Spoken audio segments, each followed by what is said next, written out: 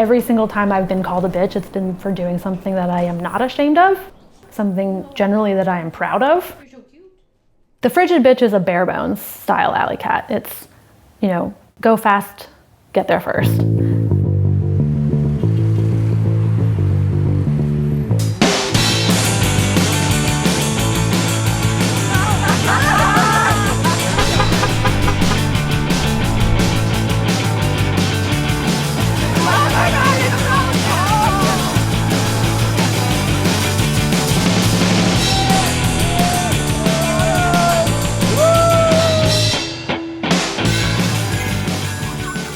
The term is in your face and aggressive and kind of unapologetic, and that is sort of what I wanted the race to be. Generally, people call you a bitch if you're like outspoken or dominant or aggressive. I did the Dirty Dozen one year and I got 3rd place in the Dirty Dozen. And the year that I did it, I went to a Dirty Dozen after party and all these guys were talking about how well they did, and I was standing there in a doorway being like, I got 3rd place and nobody's talking to me. So I was like, you know what? I'm just gonna make this space. And it's gonna be harder, longer, colder, and more terrible and awesome than any Alleycat that you guys can do. It's gonna be just for us.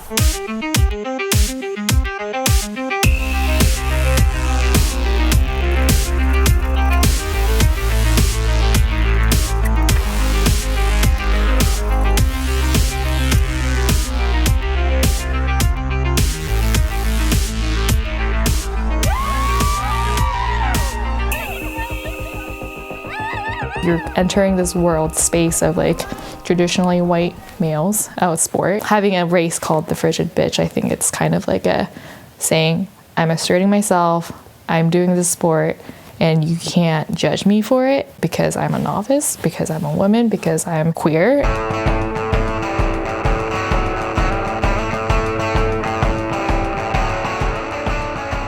Part of my life, I was perceived as a woman, as someone who's non-binary and sometimes leans into more of a feminine kind of aesthetic. Reclamation of language can be such a powerful tool to reclaim these words like queer and bitch. For me, it has been incredibly powerful in my own growth as an individual and my journey through life and my journey through my own identity.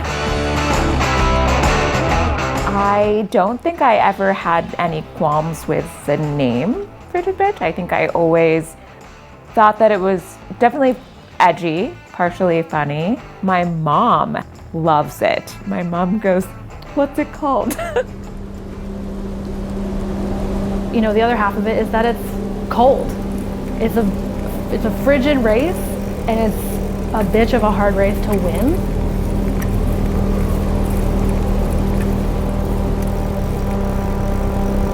It's cold and it's February in Pittsburgh.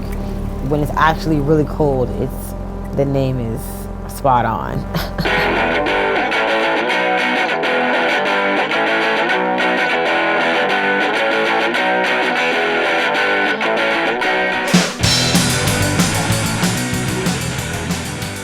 So the gist of an Alleycat is you meet at a location, you get a previously unknown list of places that you have to go. You can go there on whatever bike you want, whatever route you want, in whatever order you want. So when you're riding the Frigid Bitch, you have your manifest, it has the checkpoints on it. You go to a volunteer at the location and they stamp, like it's like their signature, they're stamping on your manifest to show that you did the thing. So they dropped, so if we want to look. Oh, yeah.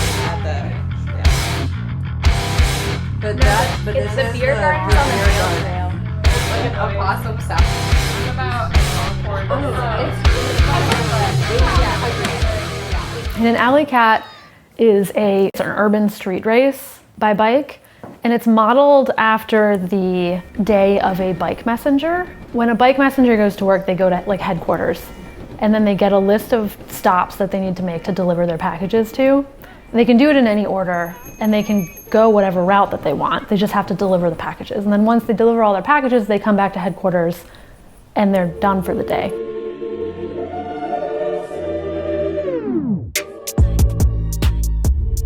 So my team's name is Let's Eat, Trash, and Scream.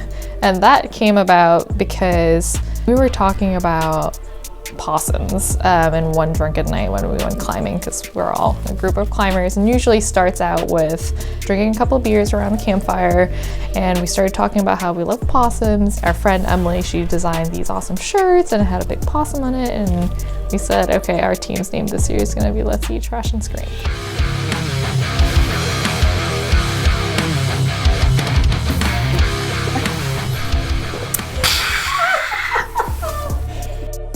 It's about the crew. It's about, like, you know, all of us know different parts of the city best, so it's like, can you squad up with some people who, like, one person knows the north side really well, one person knows this area really well. One of my first questions that I ask someone that I'm starting to start a friendship with, I'm like, oh, do you bike? And then my follow-up will be, have you ever done Frigid Bitch? I think that in and of itself is just like so telling of what Frigid Bitch means for me and what role it has played in building my community. I'm Bessie Casey, our first Frigid Bitch, and we killed it. Our toes are numb, but we're ready for some beer. Like, I think about how lucky I am to be like in a setting, in an environment, in a community that kind of pushes me to be able to do these things. The race is so cold and so hilly, and I'm always lugging my bike like up some giant flight of stairs at some point during it.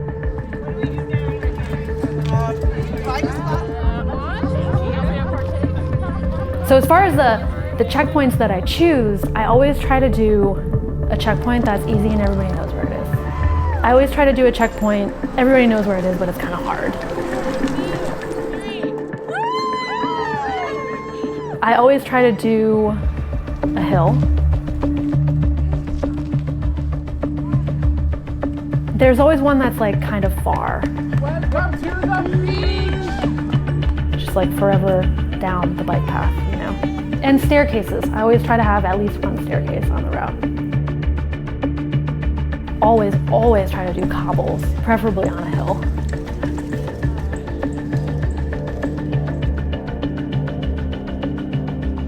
What powers me when I'm going uphill is that I think about how lucky I am to be doing this sport.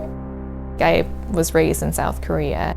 I come from a culture that's like pretty conservative in terms of like what women can do physically. There's a lot of questions about should you be like doing this sort of aggressive sport, whether it be cycling or climbing. Okay, come on, we can do this. Keep going. 1, 2, all right. Just like literally staring 6 inches in front of me, like cannot look at the end of the hill. If I do, I will just lose it. The race is hard too, you know, it's not easy. Only the hardcore are out riding in February in Pittsburgh.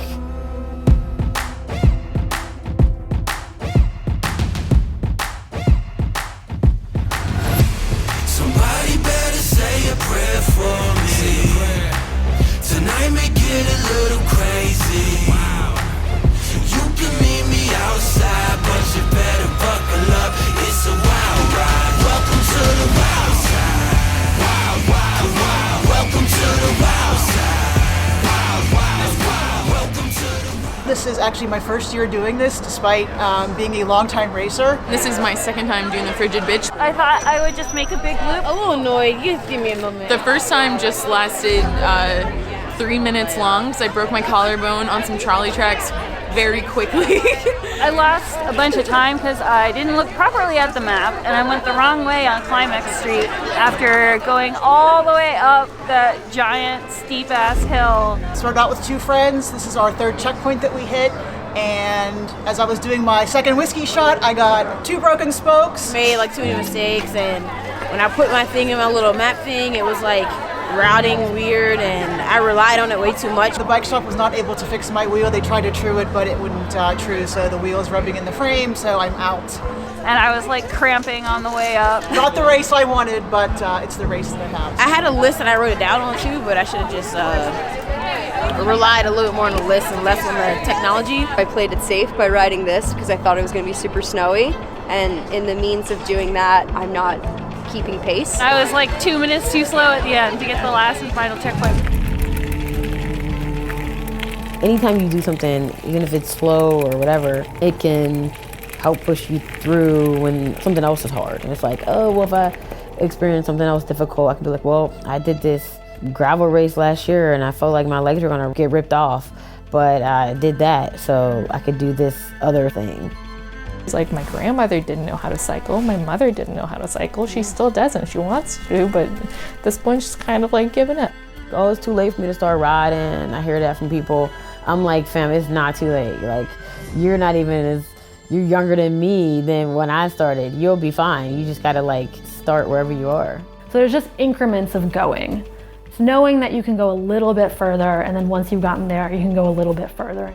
I love the way that the competitiveness and the badassery manifests at the Frigid Bitch, because it does not look like other races, and I think it's because it's a experience that we shape for ourselves, and I think it's reflective of sort of the relationships that we have, our own sense of our own bodies, our own desires that day. I think I also see a lot of people kind of going in groups, but then those groups kind of just shifting because people are like, no, I think I'm trying to win this. I gotta hit the beat. I gotta hit the beat. I gotta hit the beat. This is our biggest year yet.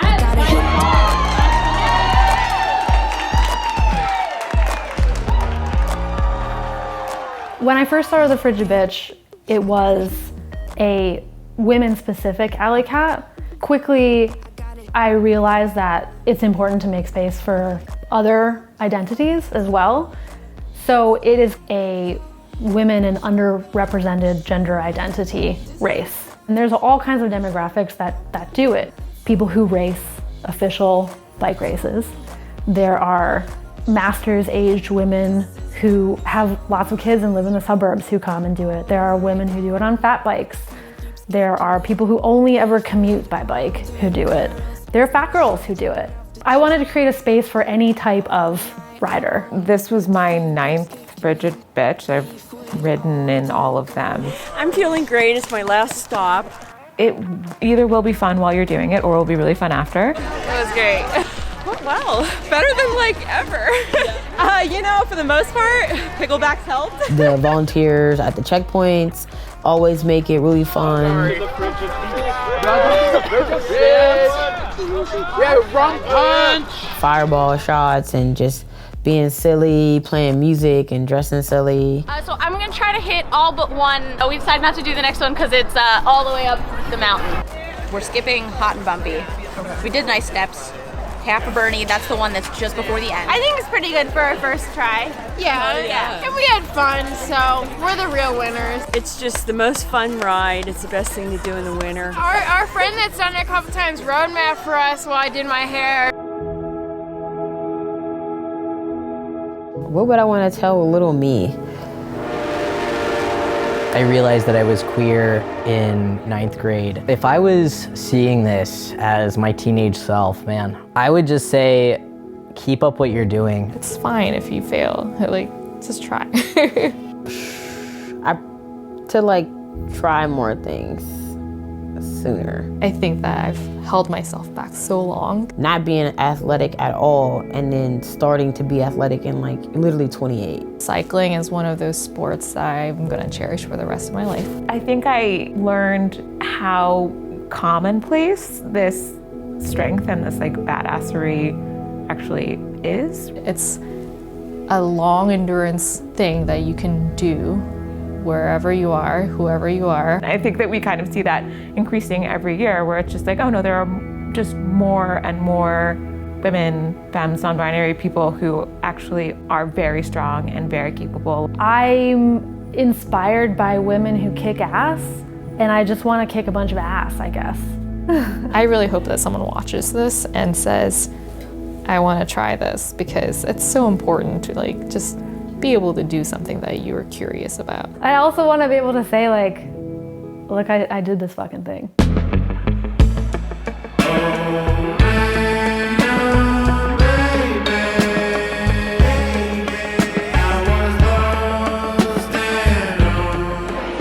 tell me to smile. Yeah, listen, this is a race that's not for cis men, so we're not gonna tell you to smile. Do whatever the fuck you want. Listen, this race is for you. It is inclusive. If you want to hit one checkpoint, you can ride 5 minutes, hit a checkpoint, come back, enjoy all the camaraderie, know that you're still a badass for getting out here in February and getting it done.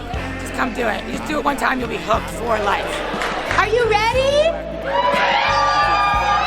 You can do better than that. Are you ready? I'm just a girl at a computer making a game that other people will play on this one day a year.